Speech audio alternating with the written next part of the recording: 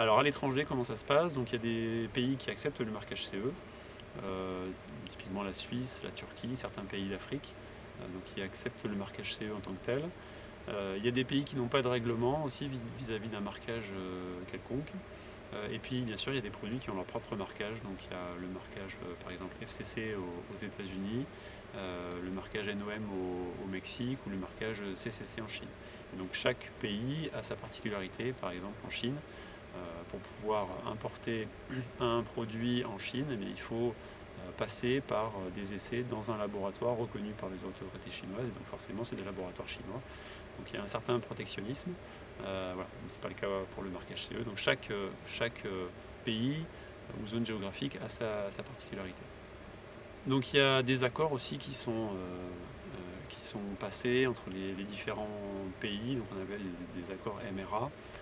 Donc il y a des passerelles qui sont faites entre les différents pays. Donc il y a des passerelles notamment qui existent entre le marquage CE de l'Union européenne et le FCC aux États-Unis.